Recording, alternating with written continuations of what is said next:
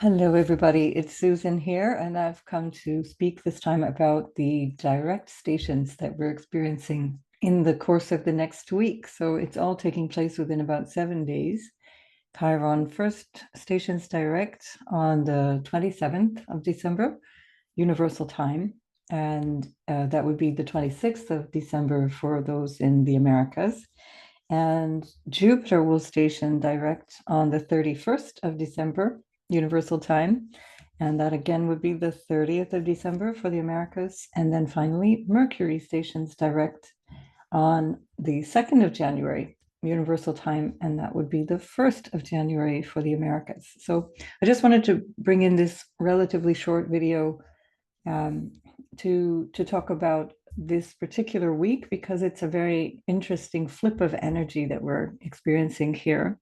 And so before I forget, as I usually do, I want to introduce myself. My name is Susan Hopkinson, and I'm a consulting astrologer. I do usually personal readings. That's my special thing to do, my favorite thing to do. And I use whole sign charts. You can always see this if you look at the upper left corner of the charts when they're presented on the screen. They are presented in a whole sign format. And I do that for personal readings as well. I do get people asking me that. And that's how I read the chart. So um, I I just wanted to really elaborate a little bit on this shift in energy now, which is a relatively quick, it's gradual over the week, but it's relatively quick in the larger scheme of things. Shift in a long-term energy that may have felt like a bit of a drag. And so I'm just going to take them point by point, and we'll start with Chiron. So Chiron, as I mentioned, stationed on today, as I'm doing this video, actually, it's the full moon day. And just a few hours after the full moon, Chiron stationed direct at 15 degrees and 27 minutes of Aries. Let me just take away some of these things here because it's too much stuff. We'll just put some less things on the chart so we can see more clearly what's coming up.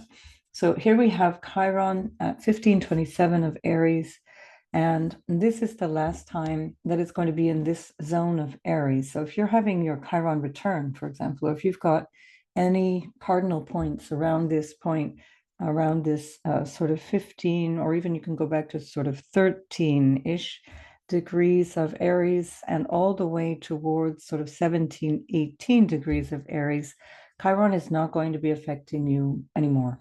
The work has been done. So what is the work, you might ask? And so the idea for me, the way I look at Chiron, is that it's an aspect of ourselves that we have some learning to do, some healing to do in terms of understanding how our upbringing or our early childhood experiences or our sense of ourself has potentially been sabotaging our success or well-being. This is especially true in Aries because Chiron in Aries reflects a sense of low self-esteem or an area of life where we feel like we may have been belittled, put down or belittled a little bit when we were growing up. Either the teachers or parents around us, the people we would have wanted to look up to or would have trusted, may not have given us that support that felt reassuring or confidence inspiring. And that it really does depend on the natal chart, how to what degree that affects somebody. But we're in a phase where Chiron is approaching or rather the North Node, I guess, is approaching Chiron now that Chiron is moving forward. They're approaching each other, let's say, and I'll talk about that in a moment because that's something I think we're collectively about to work through. This energy of the deep healing energy of Chiron, but in a collective way, in a way that is quite karmic. So that Chiron energy, when Chiron is retrograde, is pulling us back into an understanding of where whatever had happened before in those intervening months or the space of time around the say 6 months or so that Chiron was moving direct, whatever was going on then, we're backtracking over that territory and exploring ways that we may have um, let's say, messed up or made mistakes or done something in a way that didn't really stretch us in the way that we were, well, let's say Chiron is hoping we would stretch ourselves, and to have this sense of Chiron as an opportunity to grow, an opportunity to stretch out of our comfort zone, and to realize that there's a lot of things that we feel is holding us back, but it's not a reality. It's a thought, or it's an emotion, or a belief about ourselves.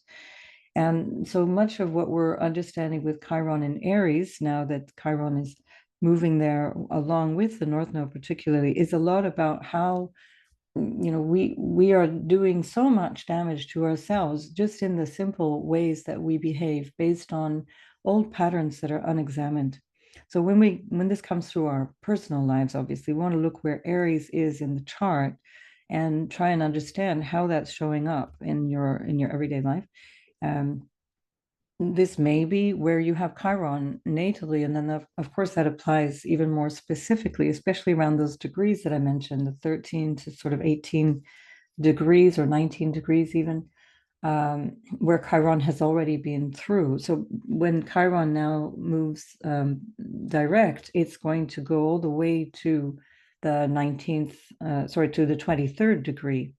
It got to 19 degrees this year. Now it's going to go to the 23rd degree and 32 minutes of Aries, and then it's going to backtrack. So it'll be from July 26th, it'll be stationing at 19 degrees again and backtracking through the territory, stationing at 23 degrees and 32 minutes and backtracking to the 19-degree point. So we're covering a little bit of what was covered in 2023, but essentially we're moving into new territory in 2024.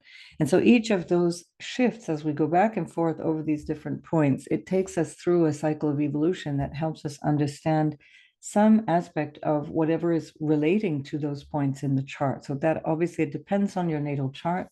It depends on how Chiron applies specifically to your chart, but also especially for those of you with Chiron in Aries, this will be your Chiron return. And so at some point between the ages of 49 and 51, you do get this reckoning. You get this personal way of understanding how you have been affected as a child or in your youth in some way that shows you where you've been holding yourself in either a pattern of trauma that may be depending on the chart, or a pattern of, at the very least, minor self-sabotage, where you might be, for example, procrastinating because you're afraid of not being perfect, or you're just not stretching yourself out into the world because you're afraid of judgment. Or there might be a sense of I'm not clever enough, I'm not pretty enough, or whatever the thing is. Everybody's got their shtick. So this is the energy that is personal to you, is something that you can reflect on in this moment, but also keeping in mind wherever Aries is in your chart, this is where you're also asked to step up in a new way.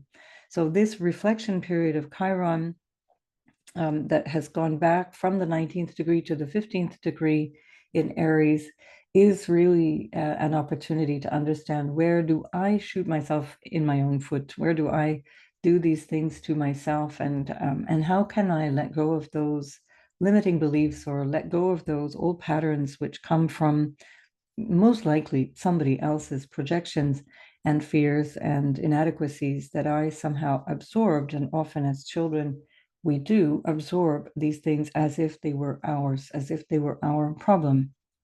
So this is the invitation now with Chiron moving forward. It's an opportunity for us to really grow and understand that things are evolving in a new direction.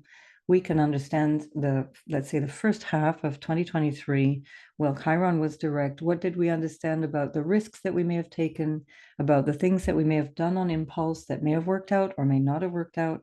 The areas of life where we started to go for it a little bit, and then we may have had to retreat a wee bit, or we may have had to backtrack, or there may have been some area of life where we realize, oh, we've done that thing again, and now we need to go back and clean up the mess, or we need to go back and we need to just do it differently the next time.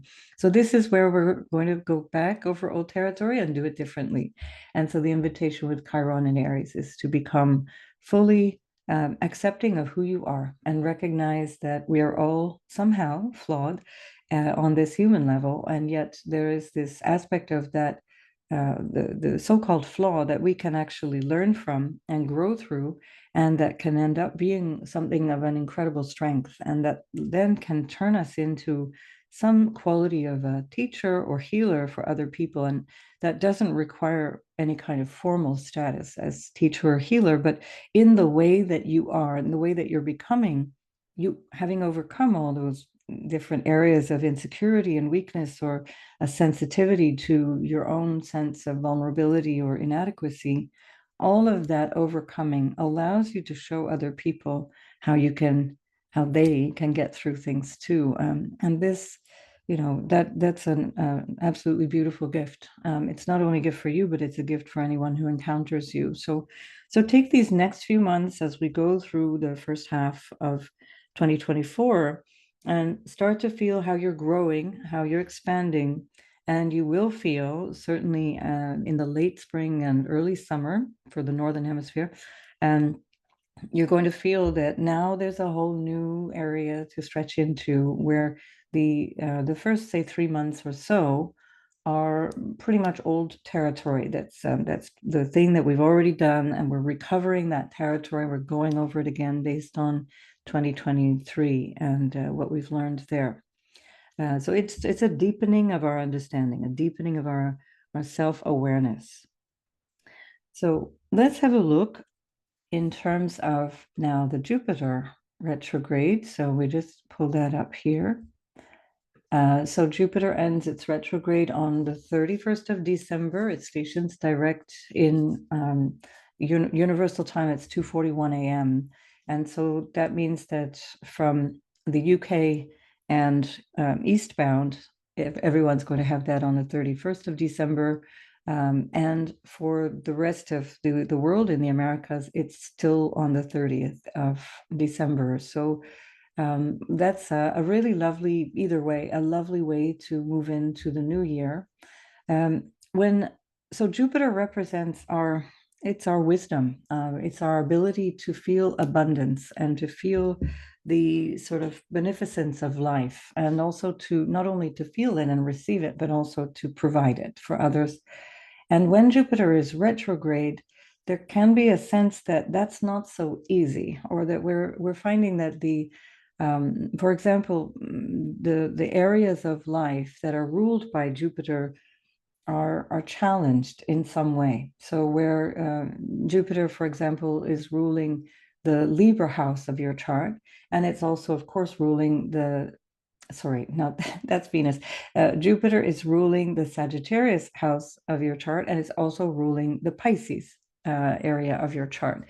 And so wherever you have Sagittarius and you have Pisces, then Jupiter will have been slowing things down. And I'll quickly run sign by sign in just a moment.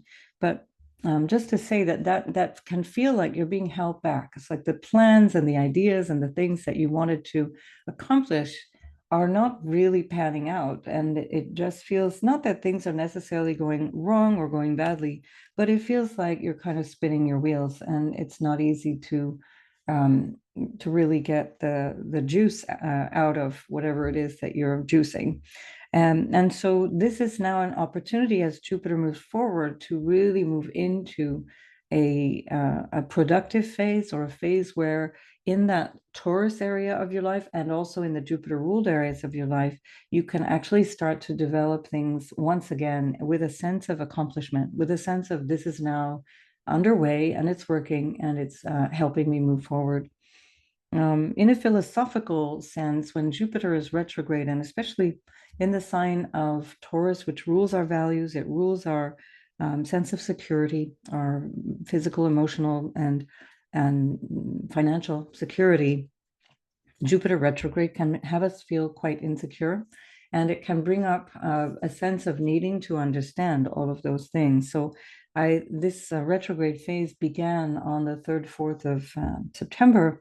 And since then, we've had collectively an opportunity to really understand where we stand in the area of our values, and what is vital, what is important, where do we feel secure, what do we need for security, what is right, what is wrong.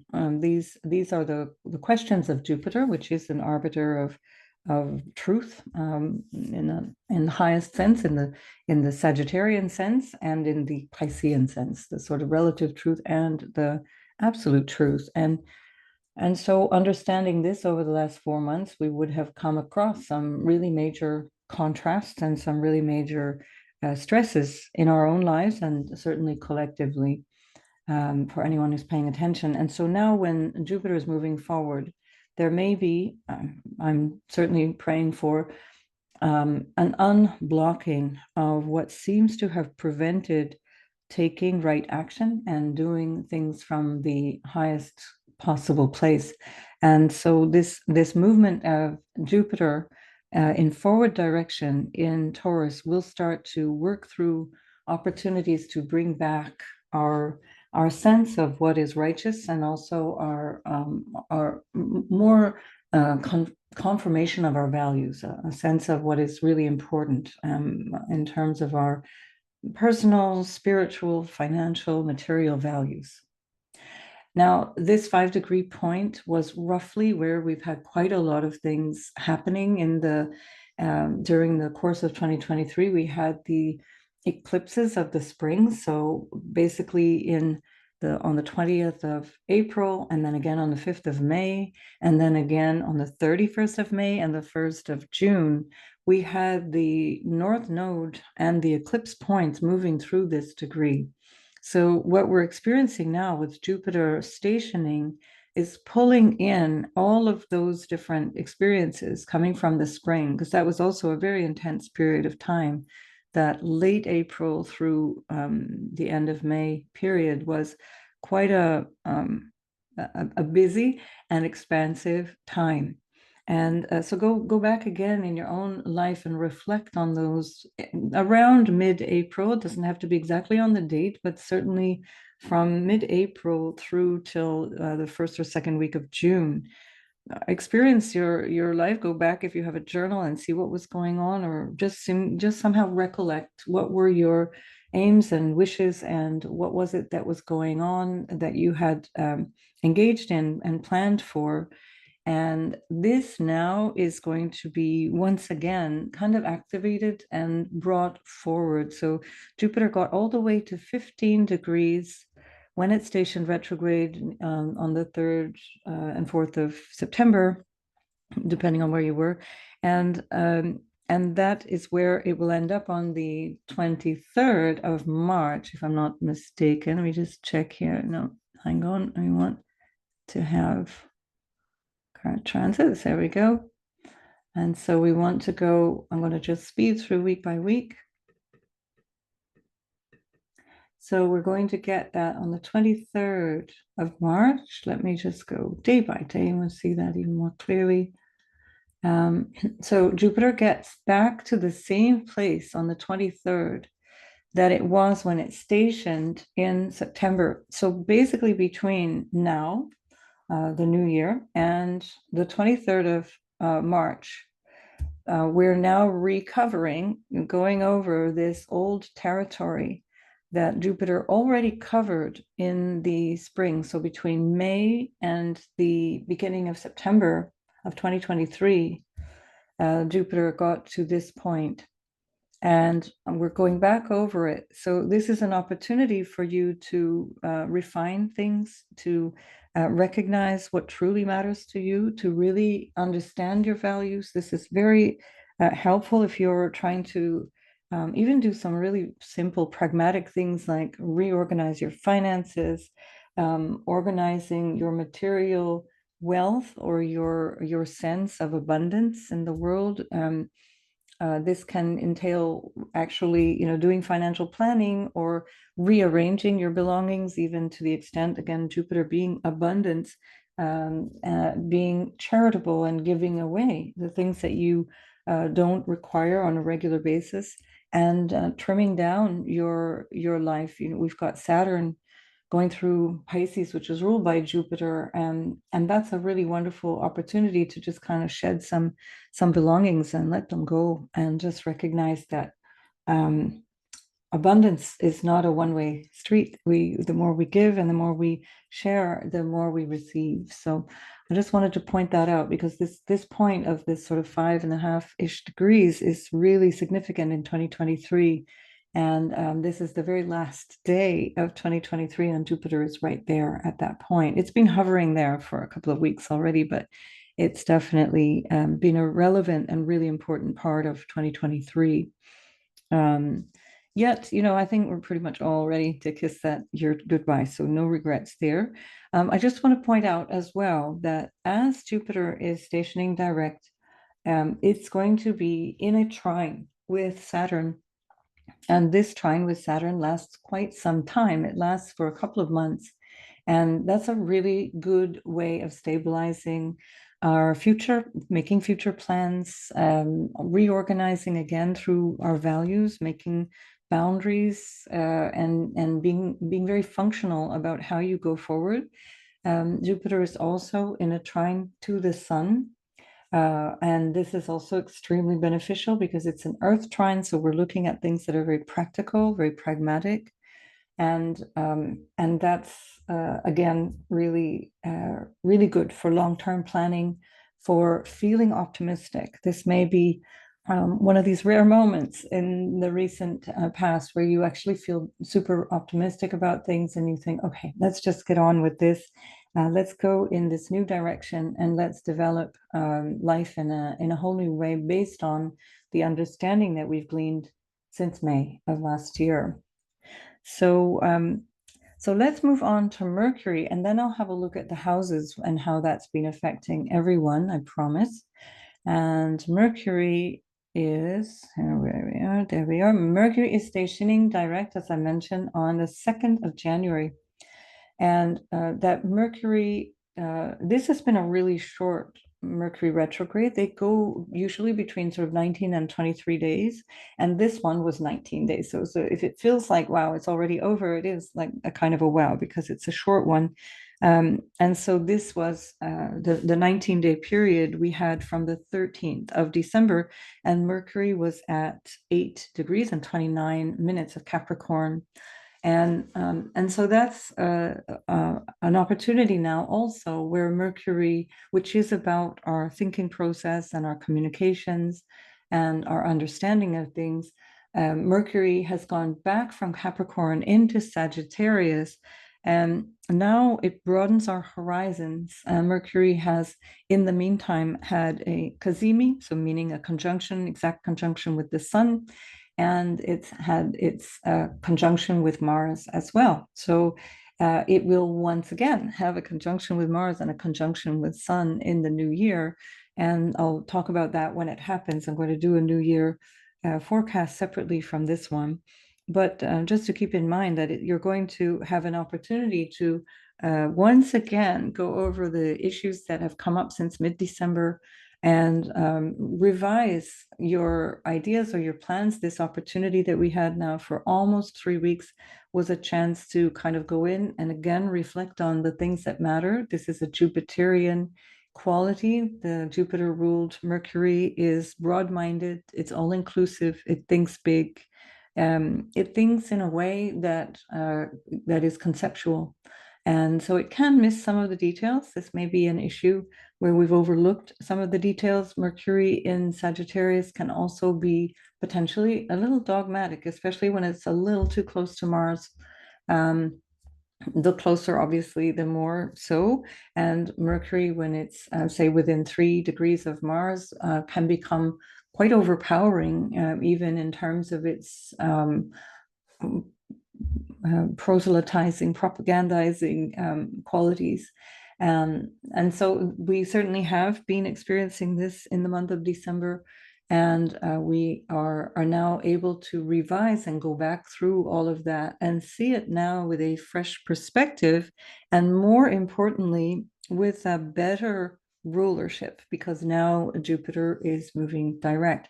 Now, it's worth keeping in mind that when a planet is retrograde, just on a purely astronomical basis, it's actually never moving back. The planets appear to be moving towards us in the sky because of the orbit. So when the planet moves out, it appears to be moving backwards towards us simply because the orbit is pulling it back in the opposite direction. Think of a boomerang when you send out a boomerang and it comes back. It's the same kind of quality. The planet itself is just going in the direction that you sent it, basically, or that the boomerang was sent in the analogy. And so now we've got and the planet when it's retrograde is strong. It's not weak by any means. It's just that it doesn't give the results. So I want to emphasize that because there's often a lot of these ideas that planets, when they're retrograde, is like they're not good or they're not functioning well because they're weak. But on the contrary, a retrograde planet is closer to the Earth. It actually is coming in towards Earth, and that makes it even stronger in our earthly experience. And so we want to understand the power of a retrograde is simply that it's transforming the result of the planet. And in Indian astrology, Vedic astrology, it said that the retrograde planets pick up on the energy of their opposite when they're retrograde. So they pull in the energy of the sign opposite, and that adds to the quality. And of course, in the sign of Taurus, Jupiter has been pulling in the energy of Scorpio, and so that has been quite an intense and very emotional experience. And there has been a lot of mystery, a lot of secrecy, a lot of shenanigans, we'll call it, going on in the world, and also some things that we personally might encounter that we just simply don't really understand. They might be feeling a little inaccessible to us because they're hidden from our consciousness. That's another way of understanding Scorpio, is this understanding of our deeper consciousness and trying to uproot the things that are deep inside of us and stare them in the face, as it were. When Mercury is in Sagittarius, for example, it's pulling in the energy of Gemini. And so there it's got this energy of this communication and chattiness, and pulling in a lot of opinions and chats and discussions and sharing of information as it's retrograding through that Sagittarian energy. Now that both Mercury and the temporary ruler Jupiter are direct, now we're going to get a little more coherence. So we're getting the same information, but it will probably feel less like noise. It's much more clear. We get it now. We've understood something. There has been a depth of awareness that we can now act upon. And so this is something that I think can bring us an enormous amount of benefit in the months coming, and certainly as long as Mercury is in Sagittarius, which is only just another couple of weeks. And so this is a really lovely quality of deep awareness. It's a deep understanding of what do I actually believe. And I think this is a really important question to regularly ask ourselves, because the question, what do I believe, it needs to be fresh. We can't answer that question just once. And if we think we know, and if we think that question has been answered, we're in the realm of religion, which is one of the significators of Jupiter, particularly in the realm of Sagittarius, which is about being told what is true. And that can quickly go towards dogma. That's the sort of shadow energy of the Sagittarius Jupiter. And what we want is to keep our own inquiry going. So we're questioning, what do I believe? What do I know to be true? What is my experience of knowledge and wisdom and truth? And that has nothing to do with your opinion. So this is why the inquiry is really so important. We often get stuck on our opinion, and then we share that as if it were a truth. And we want to really distinguish between them. And now with Mercury going forward again in Sagittarius, ruled by Jupiter in Taurus, all about values and understanding. Also, Jupiter ruling Venus, which it's now in a very lovely shared energy with. That's this energy of the Jupiter ruled Venus, and then the Venus ruled Jupiter, is called a mutual reception. And so that energy is really lovely because it pulls in the two benefics to ask questions and look at things with a higher mind. And right in between that, we've got Jupiter ruling Saturn in Pisces, and that Saturn in Pisces is in a strong square to Venus. And so when Saturn squares Venus, it's a lovely way of grounding, again, something that is important and lasting, solidifying relationships, grounding relationships. Venus in Sagittarius can represent also those the morality, or the sense of what the higher desires, the higher nature relationships, higher quality relationships, and especially and including the international relationships that we might be having, multicultural, multi-ethnic, multi-religious relationships that we might be having. So keep that inquiry going. This is a wonderful period of time to do that. It's a busy time for many, many people. But if you really consciously pull yourself back and give yourself time to reflect on what is true for me, why do I do the things that I do? Why do I, what are these rituals for me? What is there a meaning to all of these rituals that I engage in? Why do I even buy the things that I buy? Why do I believe the things that I believe?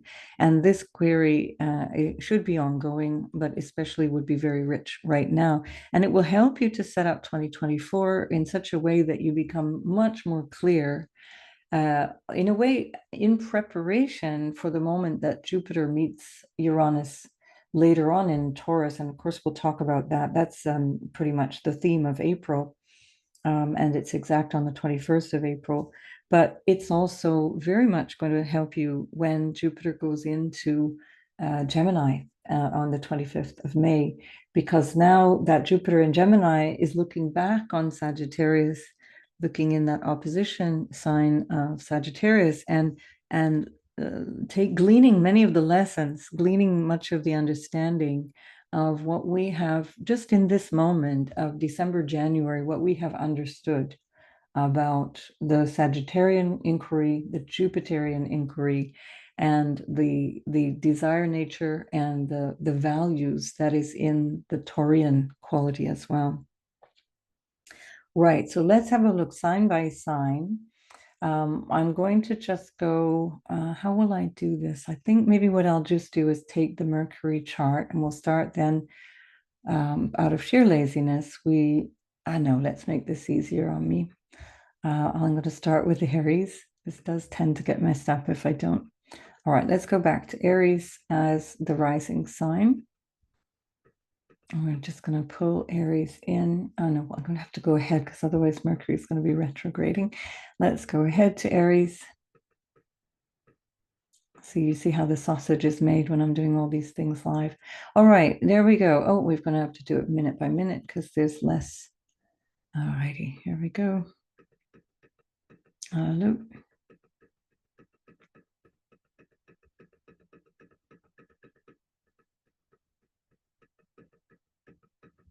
Oh, I'm going in the wrong direction, don't I? Okay, here we go. Yeah, this has been a really funny week for me. I'm trying to work behind the scenes, and it's not working so well because my dog has been sick for 2 days and she's been keeping me up.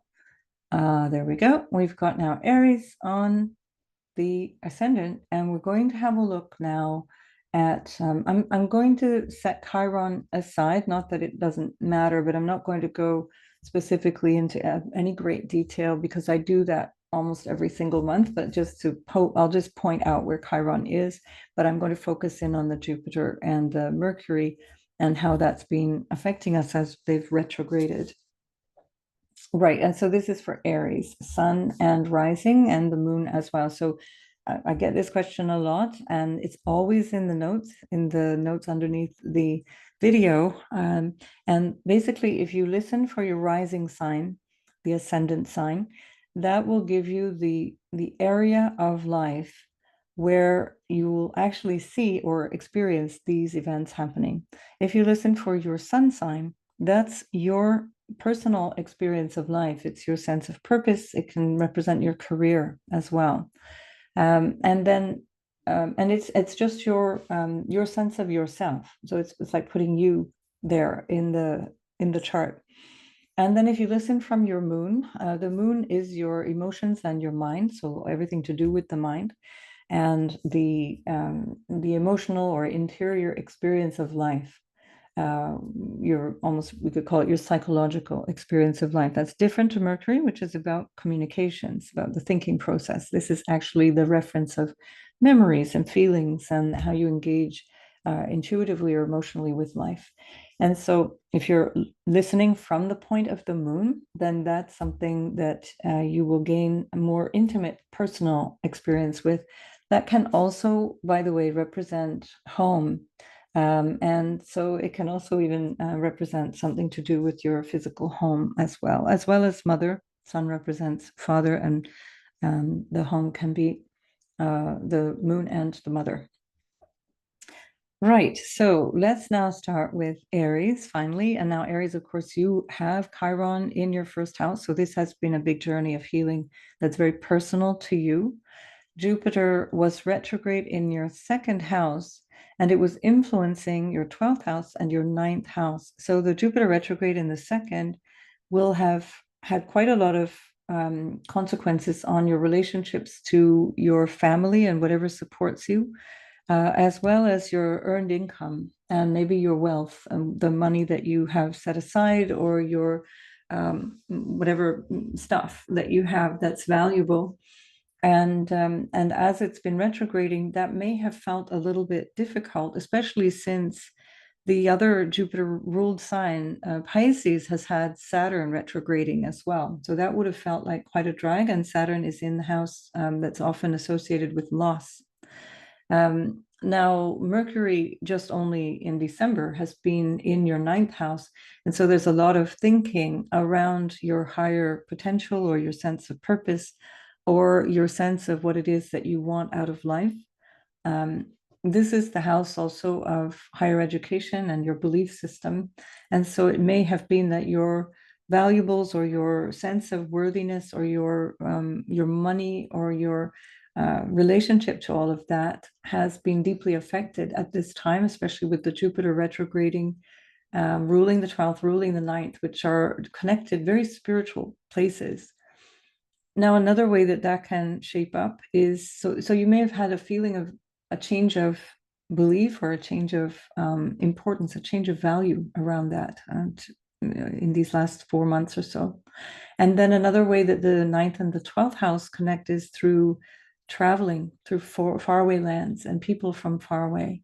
And so the Jupiter being in the house of family for you, that might actually be your relatives. There might be something that you're reflecting on in terms of people that you know and love far away.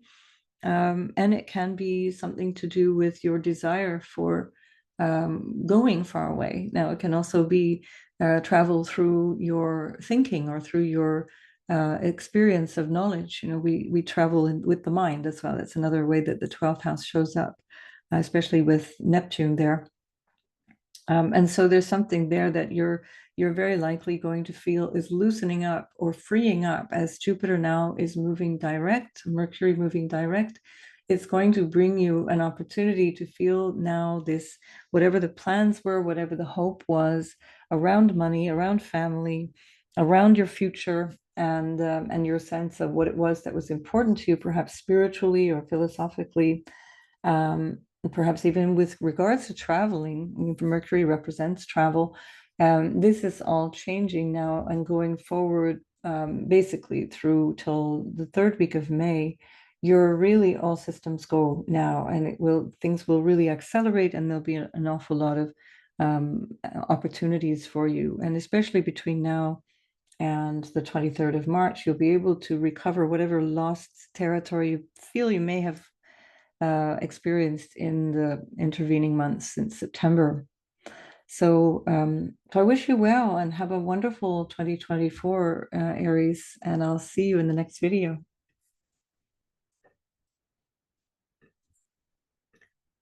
Right. So Taurus, sun and moon and rising, please listen to the little blurb just before the Aries video to understand the distinction. Taurus, you have, of course, Jupiter going through your first house all this time. And so this will have been very personal to you, especially for those of you who are a Taurus sun or rising sign. And the first house is really all about yourself and your life. And so you may have felt personally held back after a period of feeling like you're really stretching into life and really growing. There may have been a feeling of backtracking a little bit or questioning around that. Jupiter in your chart also rules the 11th house and the 8th house. And so those are places that are somehow to do with money that in the 11th house, for example, is the money that you earn from things that you do. And the 8th house is money that comes from other people or that you share with other people. It can be investments, for example, investments in things that you get dividends from or that is tax refunds and so on. So with both Jupiter retrograde as well as Mercury retrograding through the 8th house, that would have been stalled or there would have been some questioning around that, particularly so in December. Now, Jupiter is in the intervening months since September, the last 4 months, Jupiter has been pulling you back into yourself. And so there may have been a need to question the plans that you had for yourself, or having a feeling that suddenly you didn't really have your mojo. There was a feeling of, yeah, this is not really working for me. I'm not sure why. And especially since Chiron was has been in your 12th house, but especially when it was retrograde over the last few months, that Chiron retrograde would have had you potentially doubting yourself and maybe going over childhood areas, childhood issues. 8th house, where Mercury is as well, and where it was retrograde, also represents family issues, family secrets, and traumas and difficulties. The 12th house can represent your inherited issues or ancestral things, or it can be both, as the 8th and the 12th represent our unconscious mind as well. These can be things that have had you feeling insecure about yourself. With Saturn in the 11th, especially during the retrograde period for Saturn, ruled by that Jupiter, which was retrograde since September, there may have been a feeling like my hopes are never going to be realized. I can never do this thing because that Saturn was pulling you back away from what felt like possibility or away from what felt like your birthright. And so this period of doubt is over, and I very much wish that for you. Your ruler, Venus, is in the 8th house, and she's ruled by that Jupiter, and they're both supporting each other in a mutually beneficial way. It's that this mutual exchange is really supportive from the first to the 8th house. And so it looks like there's more than just the Mercury stationing direct, but rather there's a rulership that's really supporting you. If there have been any periods of doubt or depression or a feeling of I just can't really do this. And I think that as January moves on and as the planets start to pick up speed and move through the spring, the first few months of the year, you're really going to feel now, once again, what was that thing that I thought about? Why was I wanting to do it? And now you remember again, and you'll pull that back in. Um, so don't lose heart if this has been a really difficult time for you.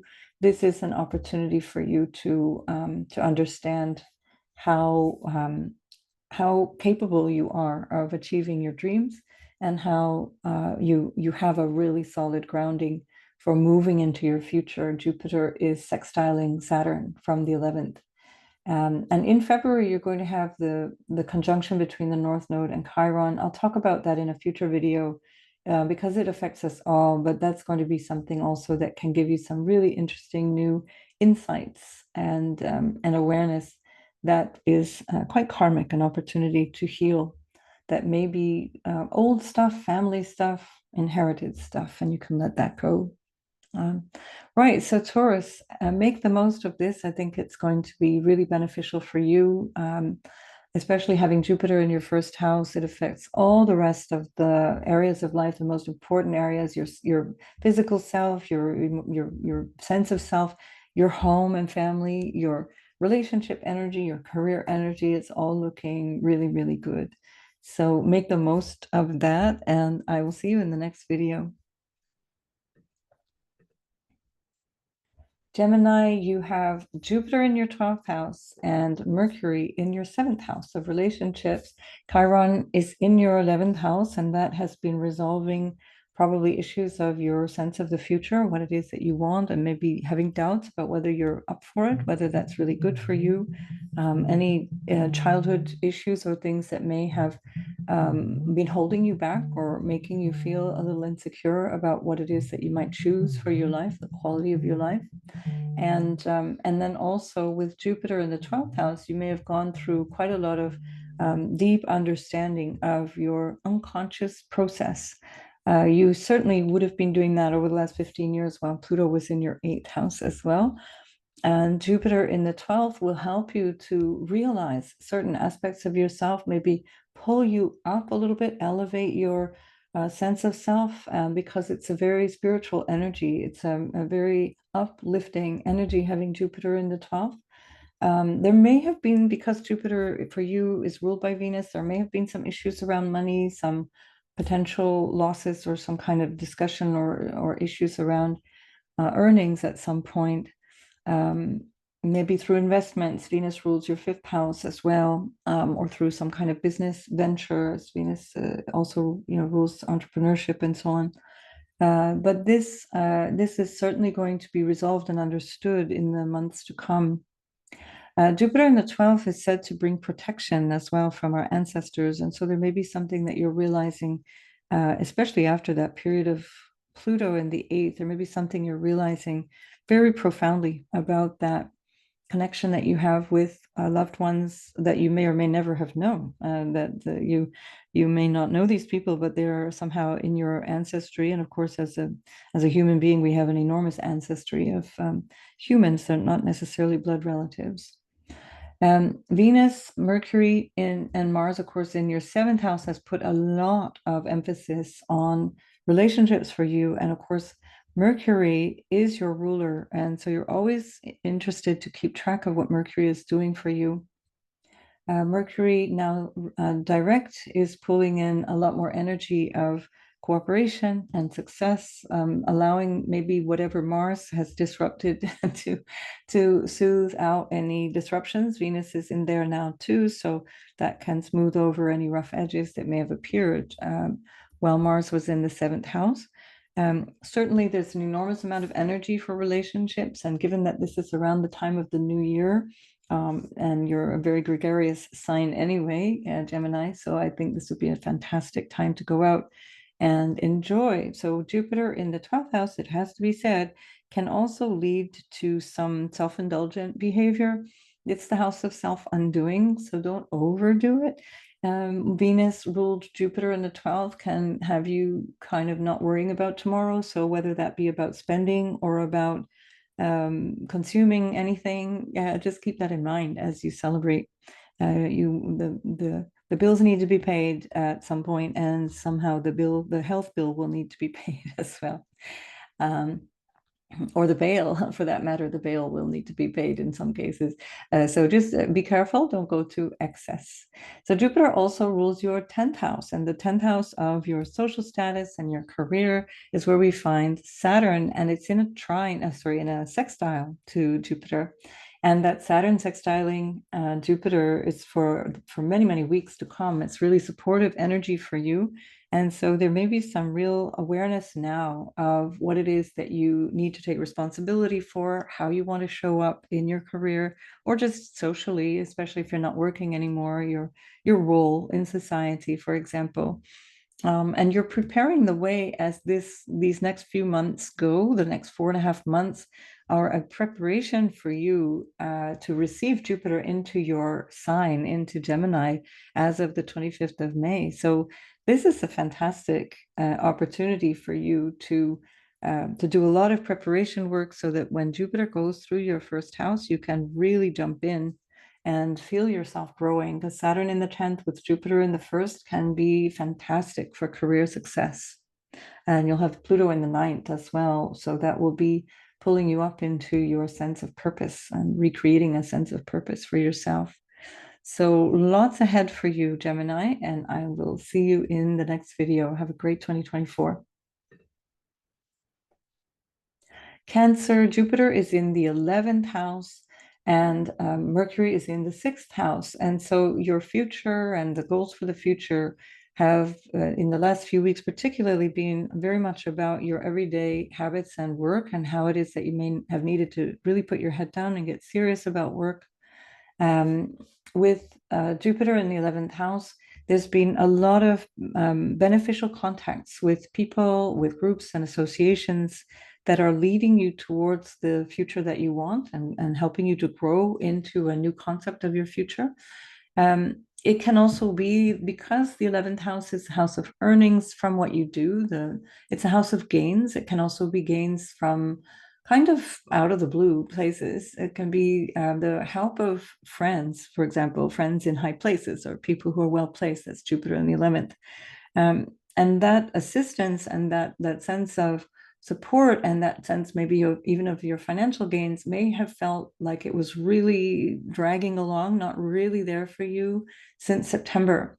Not that Jupiter is always going to bring you benefits. So it's not that it's absent. It's just that somehow you know that it could be better and it has been a slog. So now that Jupiter is moving direct, it will bring you much more as the next few months roll along. And basically, up until March, you're recovering old territory. And so you're going over the areas of life that you already dealt with between May and September. And now you have a chance to really up your game, to consolidate whatever those gains were that you got through Jupiter in the 11th and consolidate relationships as well and really act upon that. And so when Jupiter passes that 15-degree mark in March and moves beyond that into the 25th of May, you're going to then really experience some fantastic new opportunities, something that you hadn't envisaged to this point. So Jupiter rules your 6th house of everyday work, as I mentioned, and that's where we find Mercury. And so you really have had a feeling of work just being a lot, certainly a lot of it, and may have felt like that was really pulling you back, or that work itself wasn't really productive for whatever reason.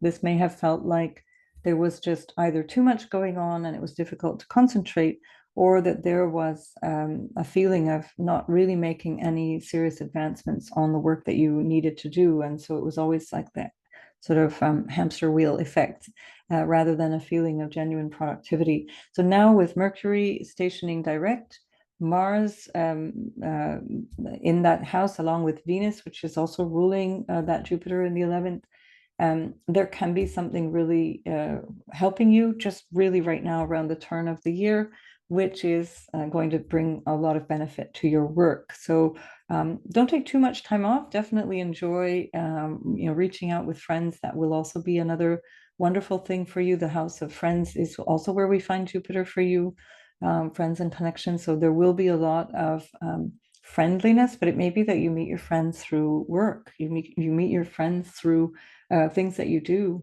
6th house is the house of health and illness as well. So you might meet people through, for whatever reason, either needing to take care of somebody or having to go to a clinic or a hospital setting yourself, and boom, you meet somebody there.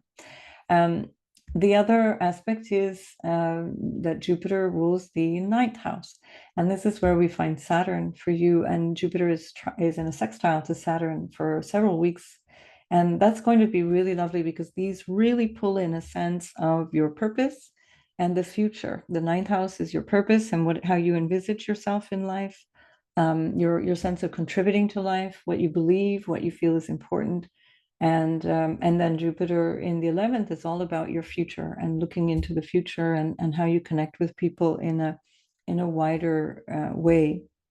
And so the two of them working really harmoniously are very, very supportive. And since this Chiron in the 10th house has been challenging you in terms of your showing up socially, or in terms of your career, or your sense of your capacity to take responsibility for things, your capacity to be acknowledged, or to do something successful career-wise, now there's this feeling that, okay, now I can manage all of these things that I understood over the last few months since the summer when Chiron station retrograde.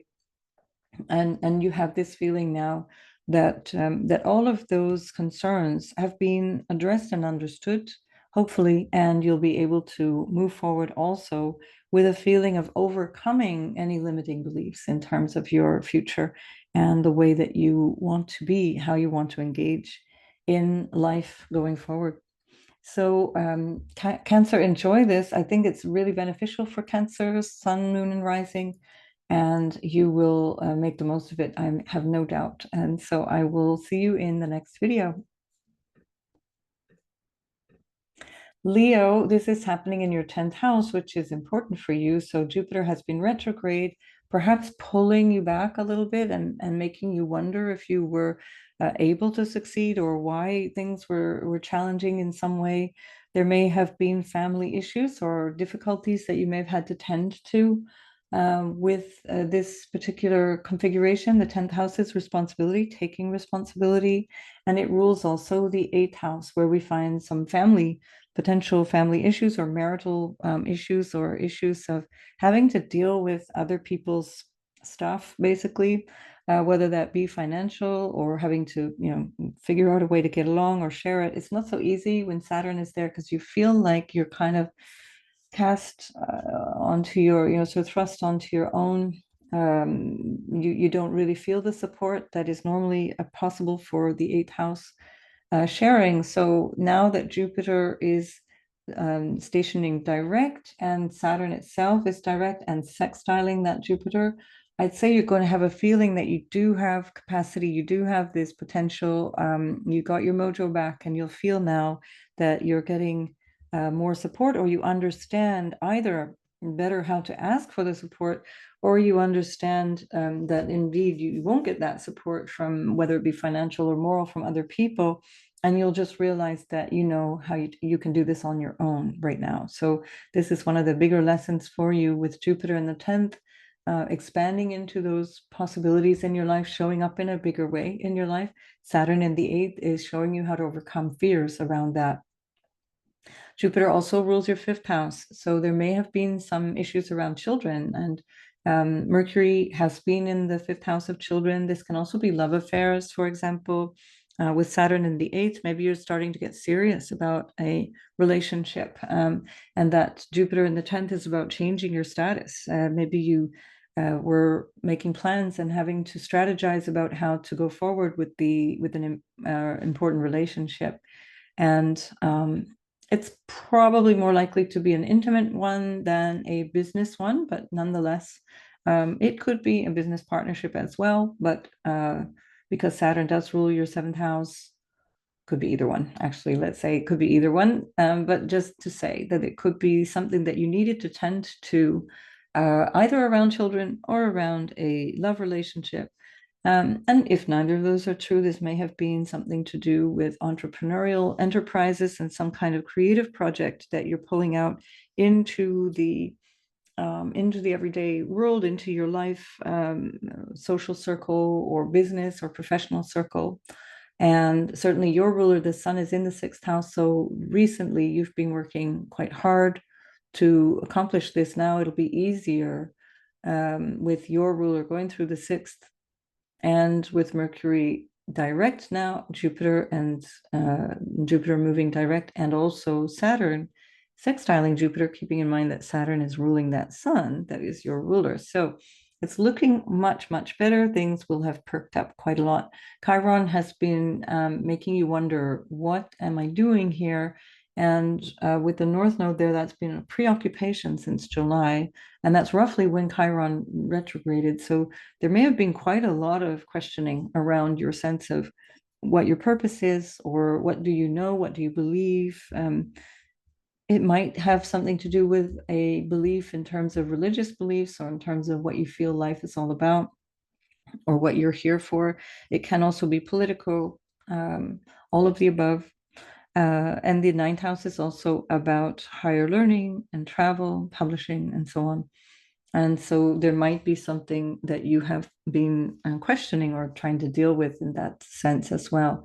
And now you will probably feel that that is under resolution, if not completely resolved, in the weeks ahead. So I think this is actually quite constructive for you, and it's wonderful when you have Jupiter in an angular house. You've got it in the 10th, which really pulls your socks up. And that means it's uplifting for you, and it feels good in terms of reflecting back on home and family and also into relationships. Now, be careful with Jupiter in the 10th. You may be accused by your loved ones of working too much. You've got the sun in the 6th house. Jupiter is opposing the 4th. So they may wish that you were around a little bit more, but that's better than them wishing that you weren't. So good luck with all of that, Leo, and I'll see you in the next video. So Virgo, you have this in your 9th house. Jupiter has just stationed direct in the house of your sense of purpose, your sense of what is your role in life. It's also about studies and higher learning in general.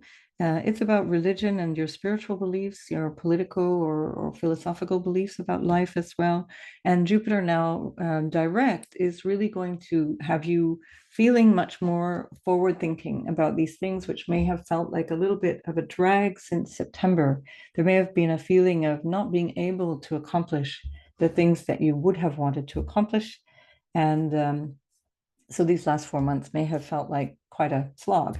And so we do have this really, really lovely energy of upliftment and forward movement right now to begin the year. And you're starting out the year with a fresh perspective, with a sense of open-minded possibility, which is an absolutely brilliant way to encounter the year. So we also have Jupiter ruling your 7th house and your 4th house. So this can also pull in really helpful relationships. Saturn going through your 7th house helps you construct more supportive relationships. It clears out the dross. It helps you to clear out the people who are the hangers-on compared to the ones who are really there, have got your back. And that will help you also in terms of any business that you might be engaging in, or any prospects in terms of a personal relationship, an intimate one.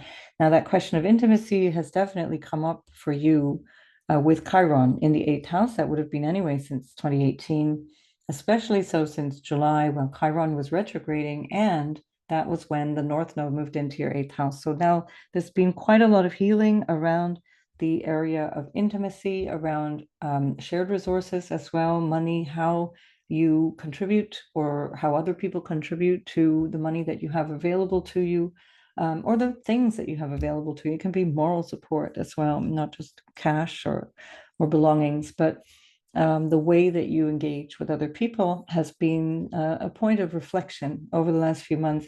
And now with Chiron moving forward, you've really understood something. This can also be an important lesson of what you understood from your childhood.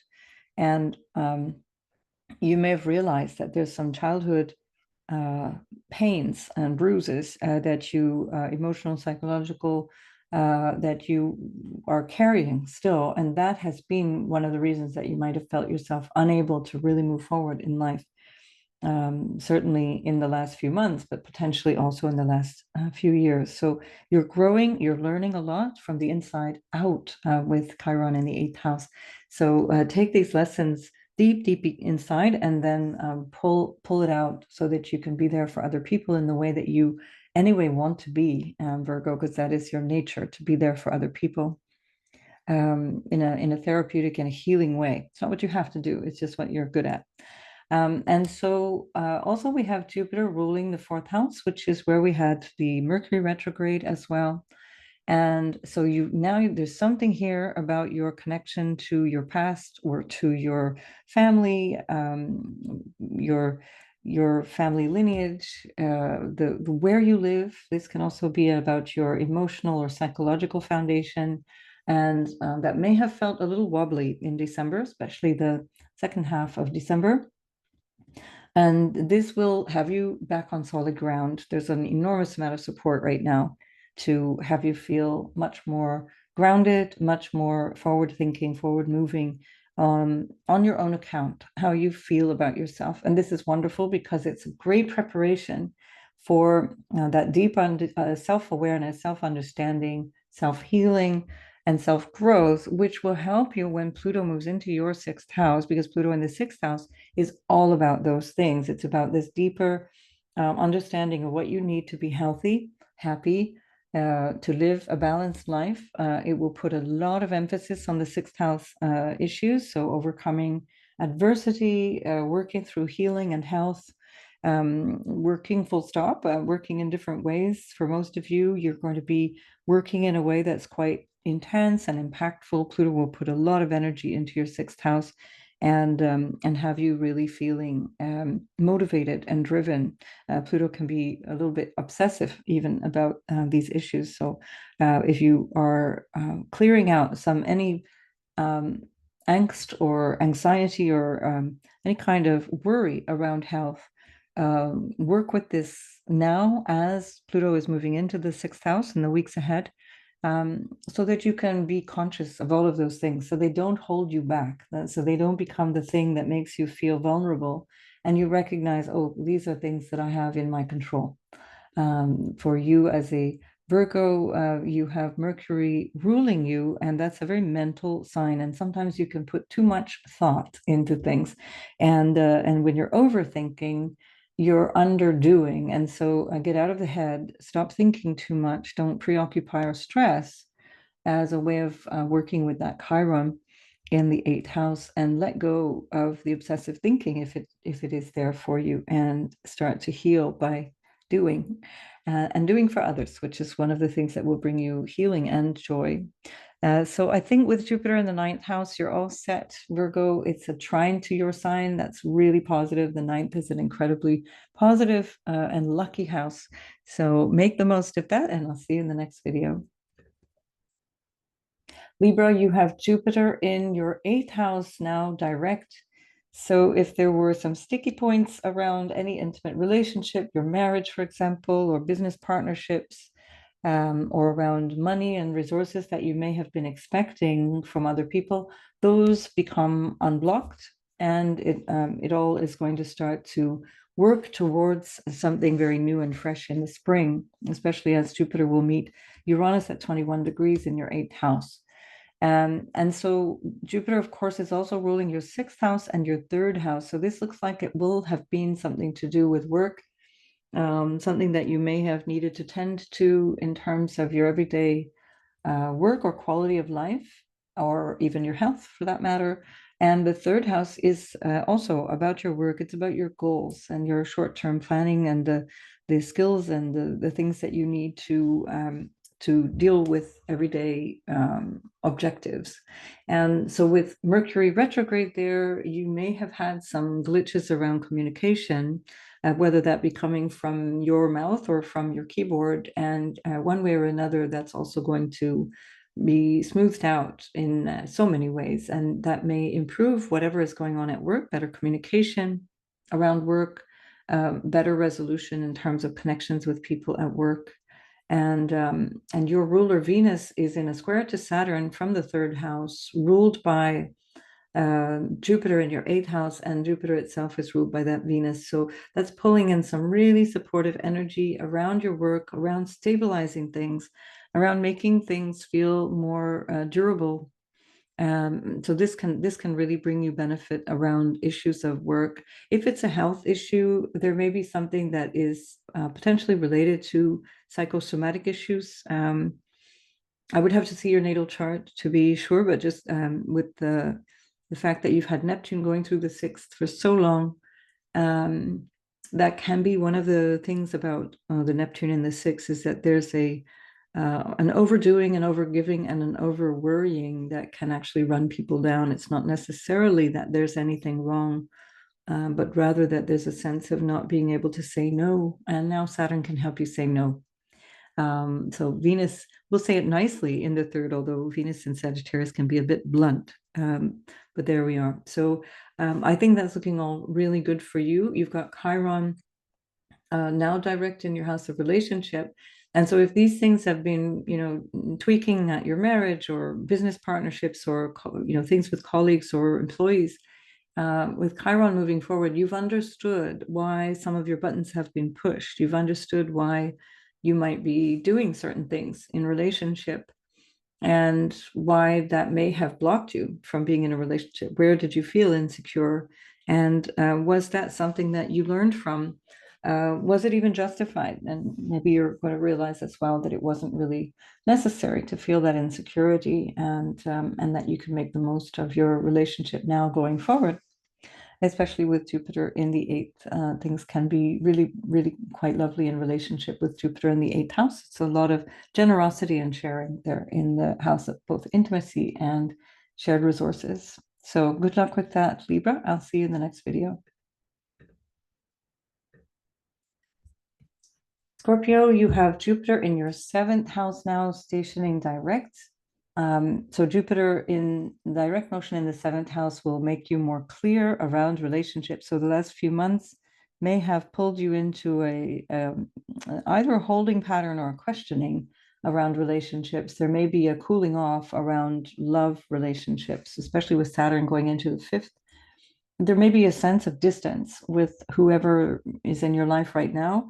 And that might have come from issues around work or health issues. You've got Chiron in the sixth house that may have been pulling at either insecurities or even literal health issues that may have come up that have pulled you away from a relationship or made you just see the relationship in a different way.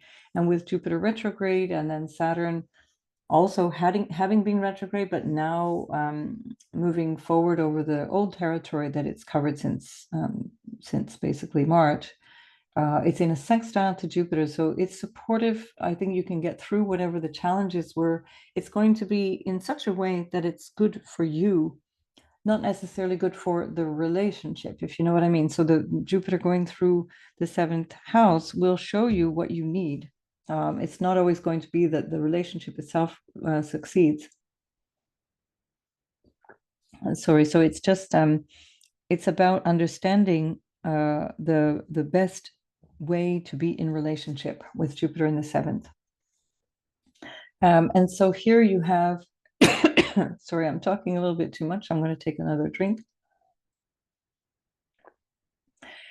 So here you have a really favorable aspect, which is that Jupiter is ruling Venus from the second house, and Venus is ruling Jupiter there in the seventh. And so that's going to pull in some awareness of your values and what you find important.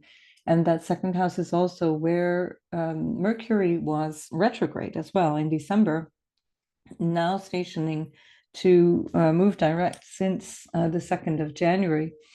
And with all of these placements now moving in a constructive way, moving forward in a constructive way, you're going to have an opportunity to recognize whether the challenge was about your values or about money, about issues of preference or desire that may have faded a wee bit. And all of this is going to serve your relationship, or at least serve your understanding of what you need from relationship. So I think this can actually be, generally speaking, a very good aspect. It certainly will bring the right people into your life, although you might be surprised at who those people are and who the ones are that need to leave or that end up leaving. So just trust it. It's Jupiter, and it's bringing you the higher good. What is your higher good in life? So notice that also over this period of time, the focus, whether the focus was the Jupiter in the seventh, when retrograde, the focus was more on what you needed. So Jupiter pulls in the focus from the opposite sign. And so this questioning was really about, what do I need in this relationship? Now, as you go forward, it's like, what do I need to invest in the relationship? How do I need to move forward based on other people, other relationship things? So you may find that it's time to give more as well, especially with Mercury direct in the second, Venus in the second. It's time to give, and your ruler, of course, is right there in the second along with them. So it's an opportunity for you to give more in relationship and invest. Call it an investment. Think of it that way. Be strategic, as you know so well how to be, Scorpio. And with your ruler moving into the third house, you're going to also feel more secure, more clear about how you want to plan going forward. So So yeah, I think this is going to be on balance very good for you. Jupiter is affecting not only you, but your fourth house of home, your relationships, and your career. So whatever you do there is going to contribute to all of that. Make the most of that, Scorpio, and I'll see you in the next video. Sagittarius, this is happening in your sixth house of work. And when Jupiter is in the sixth house, there tends to be quite a lot of attention on your job, on your everyday life, on your health, potentially. That's your ruler, Sagittarius. So when your ruler is retrograde, it can actually make you feel quite held back or tired or frustrated in some way. Of course, Jupiter rules your first house, that's yourself, and then it also rules your fourth house. And when Jupiter is retrograde, you may feel even a wee bit depressed because Jupiter ruling the fourth is pulling on your house of, pardon me, your emotional and psychological foundation. What makes you feel happy? You've got Saturn there as well. And that can be quite heavy, especially when Saturn was retrograding up until a few weeks ago. That would have also felt like quite a heavy load to bear since June. Now Jupiter and Saturn are in a very supportive sextile, and that continues for weeks to come. And so you can really pull that sense of what you realized about what you need to be happy, what you realized about where you need to live, about the circumstances of your relationships, your deeper internal needs, psychological, emotional needs, what it is about family, even the issues around family and how you need to relate to your family or take responsibility for your family. This can also have something to do with property. There may have been a lot of toing and froing. Sixth house is about contracts and engagements and responsibilities, potential commitments or disagreements around contractual obligations. And when Jupiter is retrograde, it's a bit of a faff. You've got to do a lot about that. It's your ruler in the sixth house. So it's kind of like you having to go through the papers or question your choices. And then with Jupiter ruling the fourth house, which represents also physical property or important, housing and this kind of thing, you will have made some changes over the last few months that are more to your liking. There may have been, you can be very impulsive, Sagittarius. I think I'm probably not the first one to tell you that. And so it can be that you made some decisions that were not in your best interest. And now you're recognizing what needs to change and you're moving forward in a completely new direction. So the beginning of the year from 2024 on is a reset and a redo of the last sort of 4 to 6 months of choices where you can really let yourself off the hook and say, okay, now I figured it out. I've overcome the difficulties and now I can move forward. The fifth house is where we find Chiron, and Chiron has been retrograde as well, and Chiron is in your house of creativity, your house of children, love affairs. Now, there again, since the summer, there will have been some kind of questioning or wondering about your choices in that regard. What do I do about all this stuff? How do I show up in all of this way? It's a very major point for you because the North Node has been there since July, asking you to freshen that area up, really, really look closely at it. So your personal self-expression, your need to engage intimately or, in a loving way with people, how that feels for you. Where do you feel vulnerable? What did you learn from that? And how are you healing from that? And all of this is part of the lessons ongoing from the last few months of retrogrades. So with Mercury in your first house now, direct, you're much more aware. This is giving you an opportunity to think more clearly and to engage in a way that is much more direct and clear in the weeks ahead. You're going to really feel more stable. There'll be less self-doubt or maybe what you could call second guessing of yourself and more of a sense of can do and I know now what to do. So Venus is in your first house. She's supporting that Jupiter in your sixth, and that means that you overall are feeling better about yourself and allowing yourself to move forward in a much more stable way with that sextile between Jupiter, your ruler, and Saturn, which is ruled by Jupiter in your fourth. This is a much more supportive way of living for you, whatever this new thing is. It's going to feel much better in 2024. Venus is squaring Saturn, and she's exalted in Pisces, and so very supportive energy. So it's tying in both Venus and Jupiter in a very supportive way to that Saturn in the fourth, and so you're really going to have an opportunity to turn things around and recover that territory that you covered since March, and resolve whatever it was that had you doubt yourself or had you feeling a little bit blue or a little bit discouraged. So onward and upward, Sagittarius. This is going to be a much better few months ahead for you. And I wish you all the best. And I'll see you in the next video. Capricorn, the Jupiter for you is trine to your sign, which is lovely. It's very supportive in the fifth house. Jupiter loves being in the fifth house. It's all about having fun. Do you remember that, Capricorn, having fun? And so this Jupiter in Taurus is ruled by Venus in your 12th house. So it's about not overdoing it. So here I am telling you to have fun, and yet don't overdo it, because Venus in the 12th house can be a wee bit self-indulgent. Same with Mercury and Mars for that matter. But nonetheless, it's also very good because it brings a lot of awareness to your sense of your unconscious process, recognizing aspects of yourself that you may not have been aware of.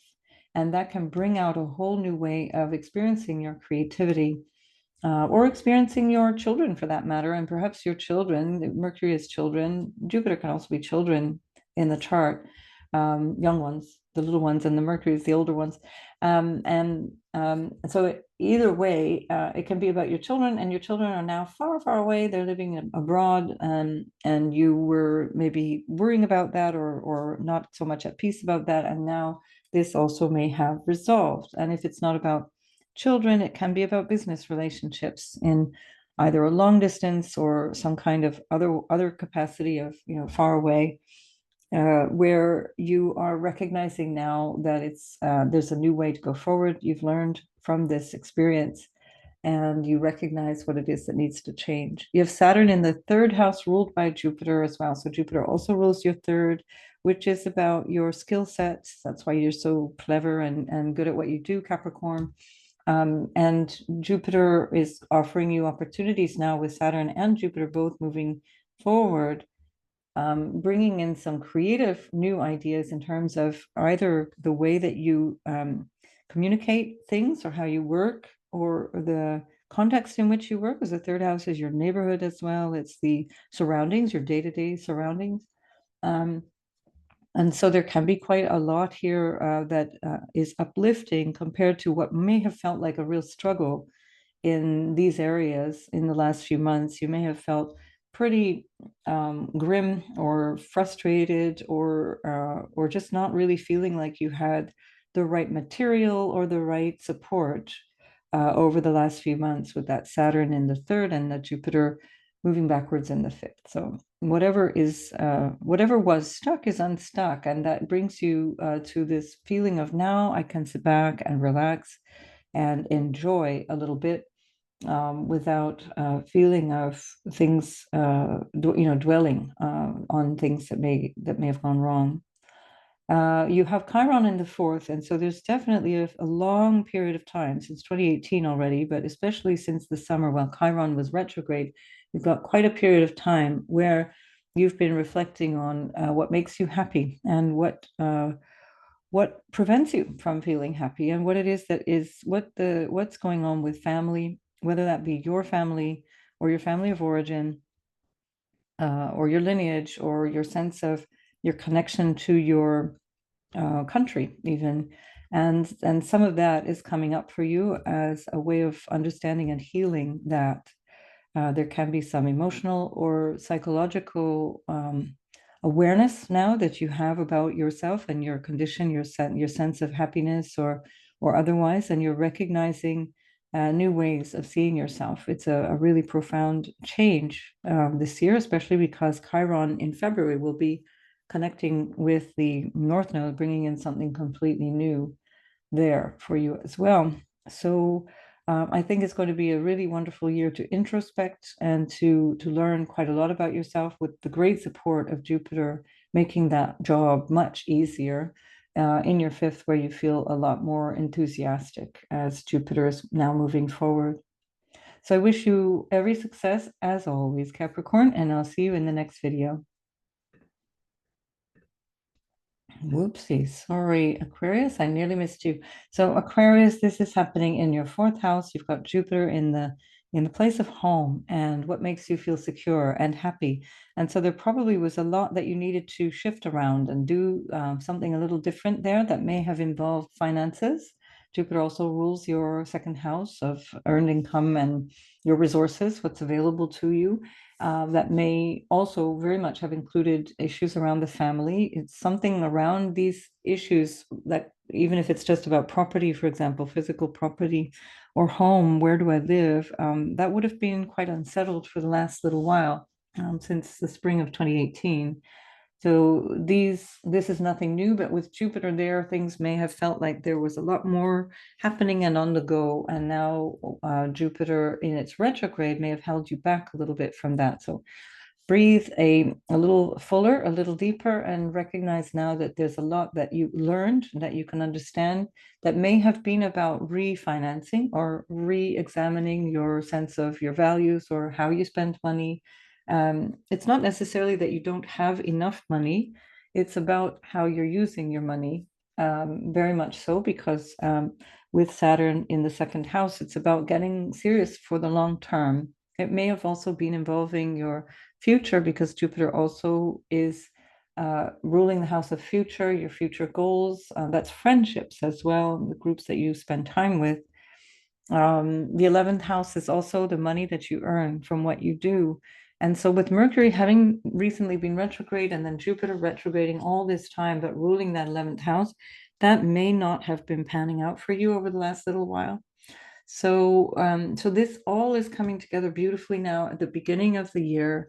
As we go forward into January and for the weeks and months to come, things are going to unlock in new and exciting ways. So it's a big year for you, especially Aquarius, because really on the 21st of January, you're going to have the Sun and then Pluto moving into your first house. So all these things that you may have been working on, preparing and questioning and working back and forth in terms of trying to understand what it is that you need to feel secure, feel happy, feel yourself supported. All of this is going to be a part of your total reconstruction when Pluto moves into your first house. I see Pluto in the first as bringing a lot of power, a lot of determination.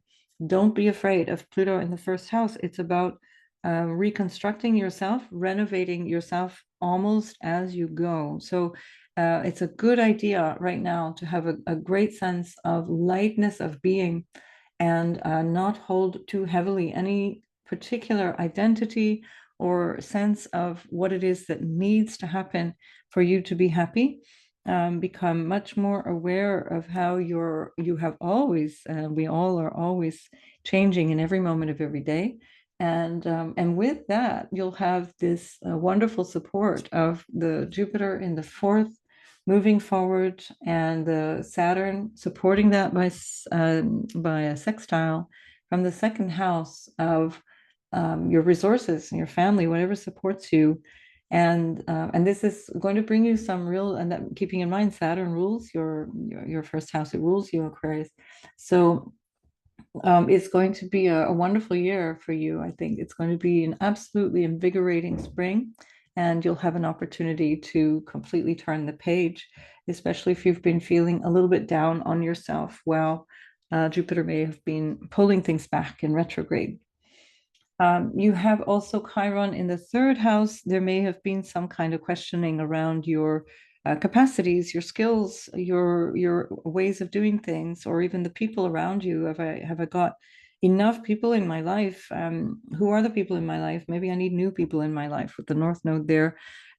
This can also be around siblings, cousins, and sort of the day-to-day friends that you might have. And that may feel like there's just been a lot of healing necessary, or there's been a lot of having to deal with issues around those types of relationships. It can also be that you're recognizing that the way that you communicate, the way that you connect with people, has not been supporting you, that has not been good for you. And this is an opportunity for you with the Mercury now direct in the house of friends, with a higher vision, the Jupiterian vision now. It's an opportunity for you to understand how best to change and what it is that might need changing. So Aquarius, make the most of this really brilliant start to the new year. And I will see you in the next videos with lots more information about Pluto.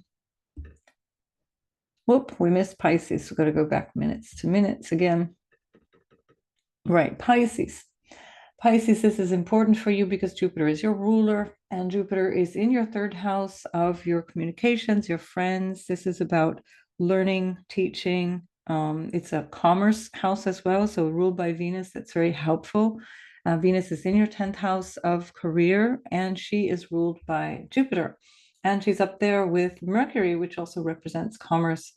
And Mercury is there with Mars in Sagittarius. So there's a lot going on that is really very much about your work, and your sense of your capacities. Jupiter may have had you feeling extremely under pressure in terms of work. It may have had you feeling under pressure in terms of your personal goals. The third house represents your goals, not the life purpose kind of goals, but your practical goals. Like, what am I supposed to be doing now?